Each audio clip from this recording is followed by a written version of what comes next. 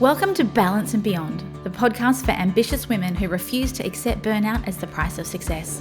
Here, we're committed to empowering you with the tools and strategies you need to achieve true balance, where your career, relationships, and health all thrive, and where you have the power to define success on your terms.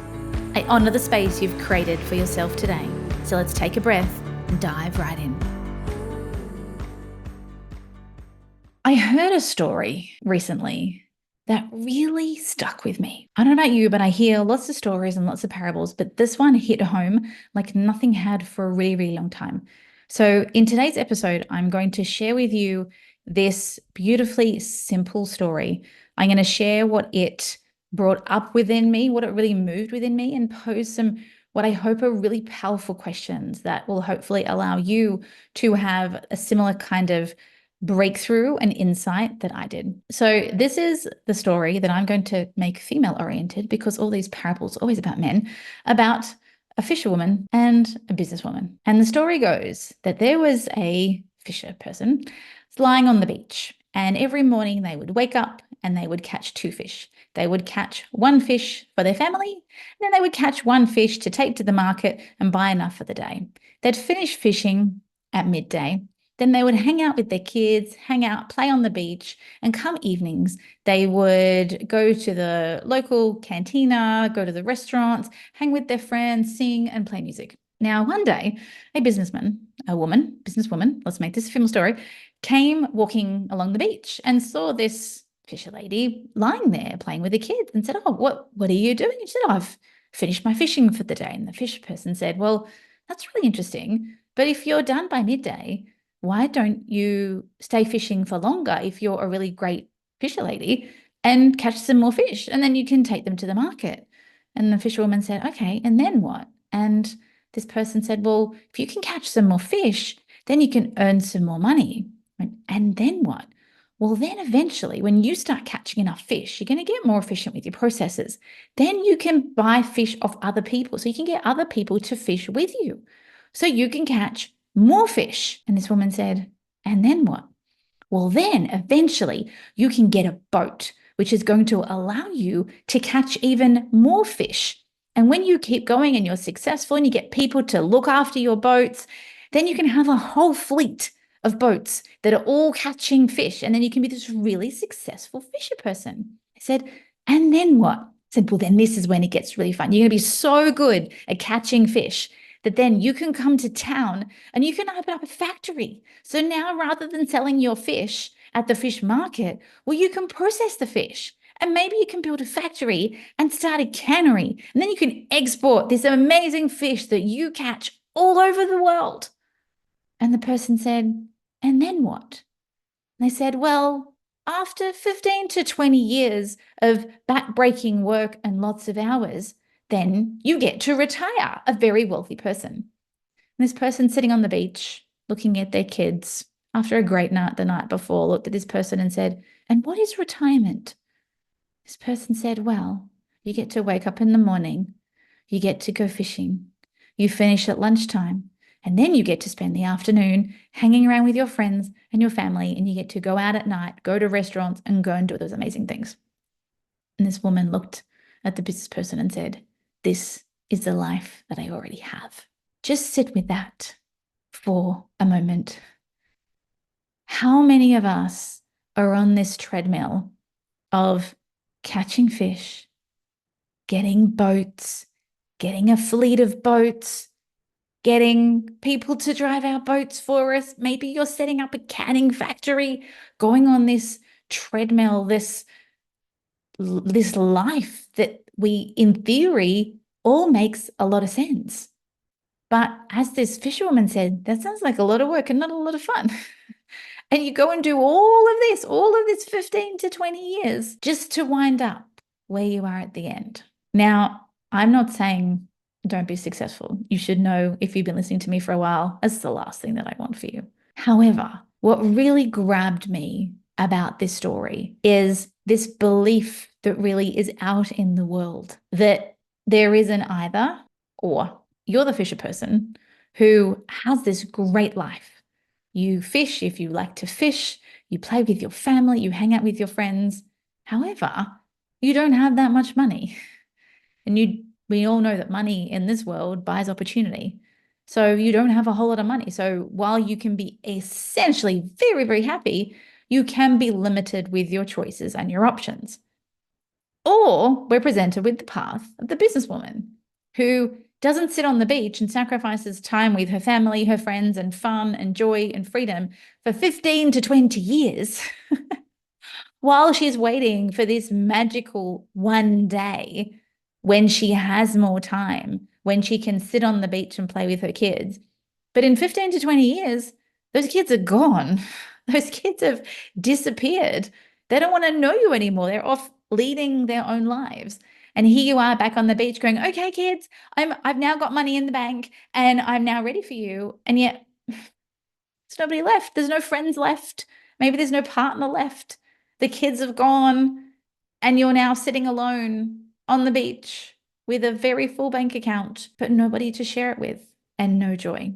So, this for me is such a powerful reminder of the need to find a path where you get to have both, where the desire to have money and abundance and to unlock opportunities doesn't come at the cost of your joy and your freedom and your fun and your entertainment and all of these parts of us that so many women have shut down, have said, right, this is the path that I have to take. I have to be a career person. I have to forsake all. This is about hustling. I've got to push. I've got to grind.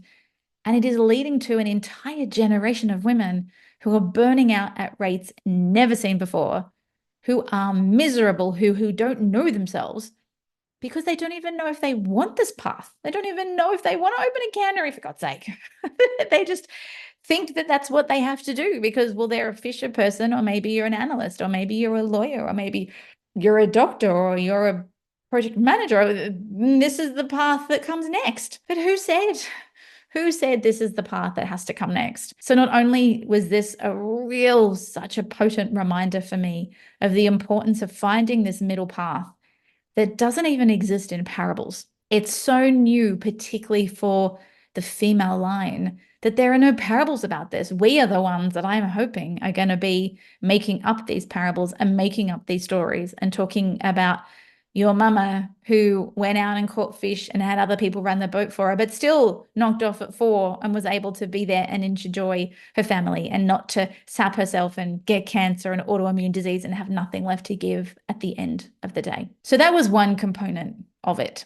And what really feeds into that is this ability to really design the life you want. And by this, I mean really deciding what matters to you. And I have been at an interesting crossroads. We're growing very rapidly here at the Balance Institute. We've got new teams. We are continuing to break records. And that's all really, really exciting. But I've also recognized that in my personal situation, I have another just over a year until my youngest starts high school. She's in year 5 at the moment. What this means is I only have another year and a bit of her leaving the house at 9 and coming back at 3. Once she starts high school, she'll be like her older sister who is out of the door at 7:30. And 2 nights a week, she doesn't get home until after 8:30 because she goes straight from school to dancing. So at the start of 2026, I'm going to have all this time. I'm going to have 2 children gone by 7:30, and I'm going to have whole days when they aren't home until late. They're going to have even more activities than they do now. And so what is the opportunity for me to say, you know what matters to me right now for the next year and a bit is being around for those mornings, being available, not being on my phone, not being on my laptop, not doing calls, is walking her to school, walking the dog, chatting to friends, going for the odd coffee. And right now, that is what matters to me more than an extra whatever percent revenue growth or more women that we can help. Now, what this has done for me is really helped me get laser focused on my priorities. But what it's also been really, really important is I want to be able to walk Stella to school and have those moments and be around. And I'm willing to put my hand on heart and say, you know what, if that means that I'm going to have to sacrifice a little bit from, let's say, a business performance or my old high achieverness, I'm okay with that. However, I am determined to have my cake and eat it too. So because I want to do that, and that's what matters to me, how do I find efficiencies in other ways? How do I delegate? How do I outsource so that I don't have to be the one doing everything? How do I grow my team? How do I leverage my team so that I can be in a position where I do get to have this really, really magical life where I get to have my cake and eat it? And what this fisherwoman story has really allowed me to do is not only be really crystal clear on what are my priorities, is how do I want to design this life? What matters to me? And I tend to do this seasonally because we're a very big sporting family and winter for us is a bit nuts. So what my life looks like in winter is very different to what my life looks like outside of that, just from an availability and a timeline perspective. The question that unlocked so much for me is there's been lots of big lotteries and things like that. So if you turned around and you have this conversation with yourself, maybe with your partner, with friends, if you won $100 million tomorrow, what in your life would you change? And that is such a powerful question for you to realize how much, we won't go into money beliefs, there's episodes on that. That's a whole other kettle of fish around money mindset. But how much have you constructed your life so that even if you got a windfall, that you wouldn't actually change very much? And I sat down and did this exercise, and so did my husband. And we then compared notes. And we realized that in actual fact, both of us wouldn't actually change very much. I wouldn't change my house. I might buy some new furniture, but I wouldn't change my house. I wouldn't change where I live. I wouldn't change my business. I wouldn't change where my kids are going to school. I wouldn't change my cars because that's not a priority to me. Sure, we might go on a nice holiday. I might buy some new clothes, but that's the fluffing around the edges. When you get to design a life that you truly love, regardless of if you have $1 in the bank or 100 million in the bank, you start to realize when you can take that off the table, how much are you living a life that you love? Or how much are you stuck going fishing, looking for boats, going to a cannery, and it isn't bringing you any joy? And it is sapping the life out of you. Because if having kids has taught me anything, man, the time goes fast. And we were told that. And I remember those long nights when they were newborns and they wouldn't stop crying. And I thought, everyone says to me that goes so fast and this is going snail's pace. And yet now, as they're getting older, the years are flying by. My daughter's almost finishing in 9. This is insane. She's getting big. She's counting down how many days until she gets her license. This is nuts. And if we are not careful, it is too easy for us to be stuck on the treadmill and not actually take our power back and say, how do I want to construct my life? What really matters to me? And what courage do I need to have if this life isn't one that I desire?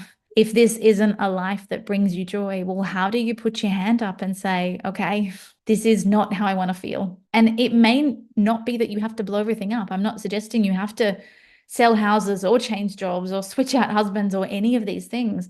So often, all of these decisions and all of these feelings lie within you. It's your ability to tap into what is it that you want. And the biggest challenge I see among so many women is there's this canning factory path that has so much allure around it. And they think that that's the only path.